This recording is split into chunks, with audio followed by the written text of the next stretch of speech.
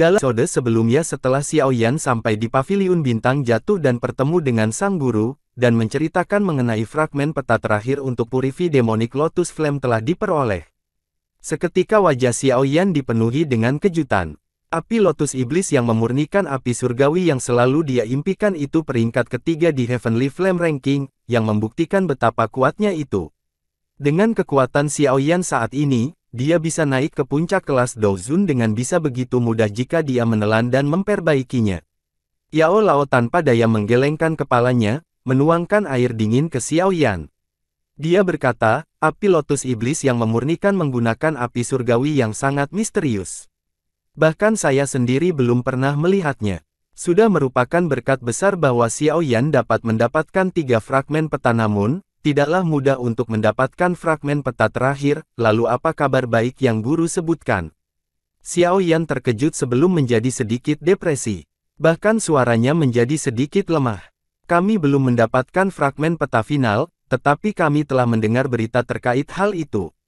Yao Lao membelai janggutnya dan tertawa pelan. Berita apa? Suasana hati Xiao Yan agak tertekan. Dia buru-buru bertanya. Ada pameran dagang spasial khusus yang diadakan di Central Plains setiap beberapa tahun sekali. Namun untuk seorang ahli biasa tidak akan tahu tentang pameran perdagangan spasial ini. Bahkan beberapa ahli yang kekuatannya telah mencapai kelas Douzong tidak akan menyadarinya tanpa saluran khusus. Yao Lao menyeringai dan berkata, ini karena kualifikasi pertama untuk berpartisipasi dalam pameran perdagangan spasial ini setidaknya.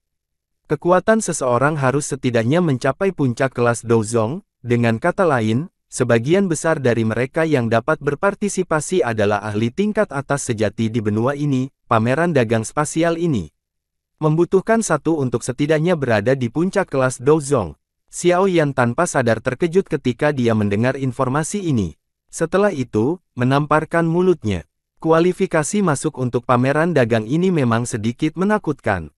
Karena peserta yang masuk di puncak kelas Douzong, bahkan faksi tingkat atas akan berusaha menarik orang-orang ini, namun, orang-orang ini nyaris tidak memiliki kualifikasi untuk berpartisipasi. Selain itu, apa yang disebut pameran dagang spasial ini adalah sesuatu yang bahkan Xiao Yan belum pernah dengar. Itu mungkin karena kurangnya saluran yang disebut. Fragmen peta terakhir dari Purifikasi Demonic Lotus Flame akan muncul di pekan raya tata ruang ini. Xiao Yan bertanya sambil memikirkan semuanya. Saya memiliki beberapa teman di dalam masyarakat di pekan raya perdagangan spasial. Saya telah melakukan penyelidikan kali ini dan secara kebetulan mendengar informasi ini. Pemilik fragmen peta terakhir juga menyadari bahwa peta ini terkait dengan Purifikasi Demonic Lotus Flame.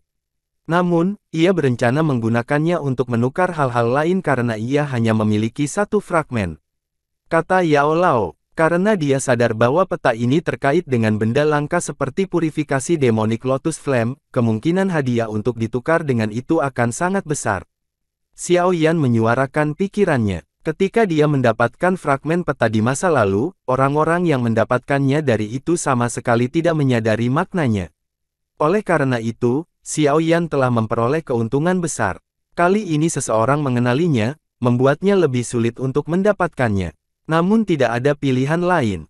Hal ini satu-satunya berita yang telah kami peroleh yang terkait dengan Purifi Demonic Flame. Jika kita tidak mengambilnya, kemungkinan kita tidak akan pernah menemukan Flame Lotus dan tidak dapat pemurnian iblis. Kata Yao Lao, tidak peduli siapa orang itu, karena benda ini telah muncul, aku harus mendapatkannya. Xiao Yan merenung sejenak sebelum menggertakkan giginya untuk berbicara. Api teratai setan yang memurnikan adalah sesuatu yang didambakan oleh Xiao Yan sejak dia mendapatkan peta kuno pertama dari api surgawi ini. Dia telah mengumpulkan peta kuno lainnya setelah banyak kesulitan. Bagaimana dia bisa menyerah sekarang karena dia kekurangan 1 fragment peta yang mengungkapkan lokasi nyala api. Selain itu, Xiao Yan akan bisa bertarung melawan Hall of Souls jika dia memiliki Flame Lotus Iblis yang memurnikan.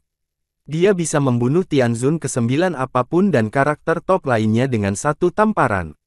Yao Lao mengangguk. Dia langsung tertawa, namun saya tidak dapat mengingat beberapa hal karena pameran perdagangan spasial dilakukan setiap 10 tahun sekali.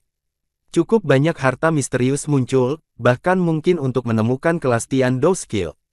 Kelas Tiandou Skill. Ekspresi Xiao Yan sedikit terkejut ketika dia mendengar informasi ini. Hatinya bahkan lebih memikirkan pameran dagang spasial ini. Kelas Tiandou Skill biasanya sesuatu yang bisa dimiliki oleh faksi super, selain itu kebanyakan dari mereka adalah harta yang dijaga oleh sekte, tidak ada yang bisa dengan mudah membawanya keluar untuk bertukar dengan orang lain.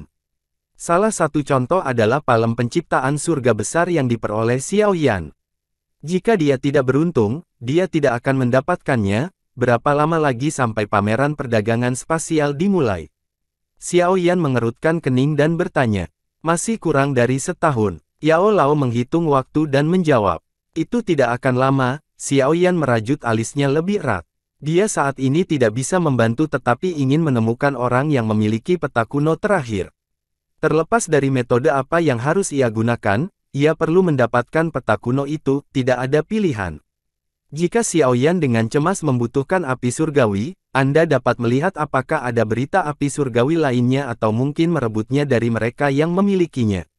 Saya ingin tahu faksi mana di benua ini, selain dari Burning Flame Valley, yang memiliki api surgawi paling banyak. Feng Zunze di samping bercanda.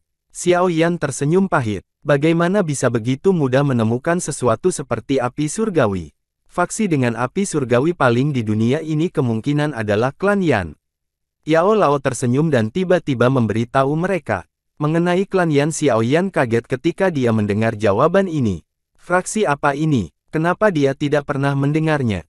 Itu adalah salah satu dari 8 klan kuno dan salah satu faksi tersembunyi. Kekuatannya jauh melampaui imajinasi Xiao Yan. Di dataran tengah tidak sesederhana seperti yang terlihat di permukaan. Yang disebut 1 aula 1 menara, 2 sekte 3 lembah, 4 paviliun hanyalah bentuk umum dari alamat. Beberapa faksi top sejati tersembunyi bahkan lebih dalam dari klan Gu. Yao Lao menjelaskan dengan samar, 8 klan kuno. Jantung Xiao Yan berdebar kencang ketika dia mendengar istilah ini lagi. Dia ragu-ragu sejenak sebelum bertanya, klan mana yang 8 klan kuno ini?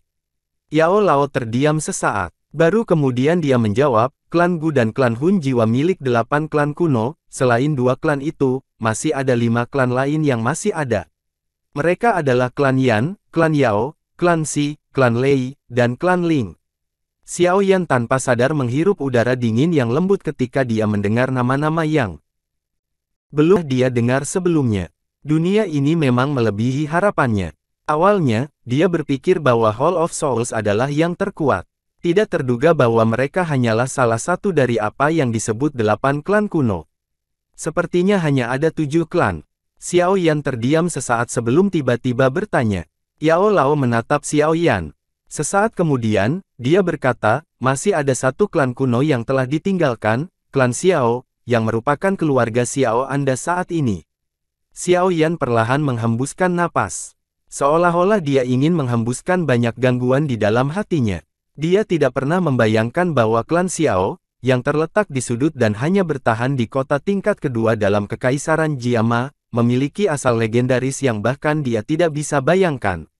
Meskipun Xiao Yan tidak menyadari betapa kuatnya yang disebut klan Xiao ini, secara alami memiliki kekuatan mengerikan untuk melawan faksi seperti klan Hun Jiwa dan klan Gu, namun klan Xiao, yang telah menonjol sekali sudah dihilangkan oleh waktu tanpa ampun. Klan Xiao pernah menghasilkan Doudi. Oleh karena itu, keturunan garis itu memiliki garis keturunan Doudi. Namun garis keturunan semacam ini hanya mencapai generasi leluhurmu Xiao Xuan sebelum digunakan olehnya. Yao Lao perlahan menjelaskan, garis keturunan Doudi mungkin kuat, tapi itu tidak bertahan selamanya. Ada saatnya akan habis. Untuk terus melestarikan garis keturunan, Doudi yang lain perlu muncul dan memberi garis keturunan energi dan kehidupan. Sayangnya, klan Xiao tidak pernah mempersiapkan Doudi elit sejak Doudi dari klan Xiao.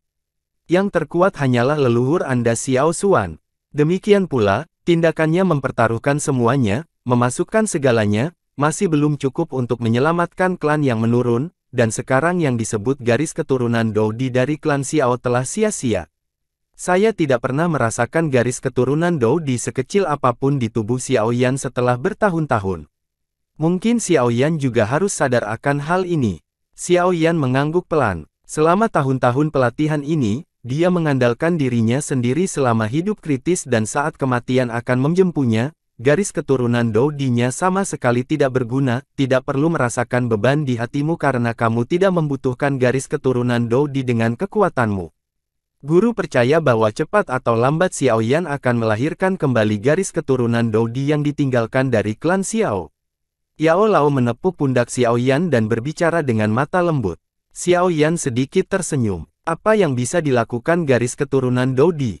Dengan pencapaiannya saat ini, dia tidak sedikit pun takut bahkan jika dia bertemu dengan para ahli muda dari klan kuno, yang memiliki garis keturunan Dou-Di. Satu-satunya celah di antara mereka berdua adalah seberapa banyak upaya yang mereka lakukan, tetapi semua orang mengerti bahwa proses itu tidak penting. Yang paling penting adalah hasilnya. Tidak ada yang peduli apakah perjalanan latihan seseorang mulus atau bergelombang. Semua orang melihat pencapaian akhir seseorang. Yao Lao mengangguk dengan senang ketika dia melihat ekspresi Xiao Yan. Murid ini adalah pilihan terbaik terlepas dari apakah itu bakat atau karakternya. Meskipun dia belum dewasa, saat ini dia telah kembali ke keadaannya yang sederhana dan kurang sombong. Benua ini cepat atau lambat akan mengingat namanya selamanya. Mengapa guru memahami 8 klan kuno ini dengan sangat baik? Bukankah orang biasa akan kesulitan mempelajari informasi seperti itu? Mata Xiao Yan tiba-tiba mendarat di Yao Lao saat dia tersenyum dan mengajukan pertanyaan runcing, orang yang licik, kamu telah menebak sesuatu, ya? Yao Lao terkejut sebelum dia menjawab sambil tersenyum. Apakah guru dan yang disebut klan Yao memiliki hubungan? Xiao Yan bertanya dengan lembut. Yao Lao memegang cangkir teh di tangannya. Senyum tipis muncul di wajahnya. Namun, senyum ini mengandung kesedihan dan kepahitan. Aku memang anggota klan Yao. Namun, aku milik tipe yang ditinggalkan oleh klan. Saksikan kelanjutannya di episode berikutnya. Sampai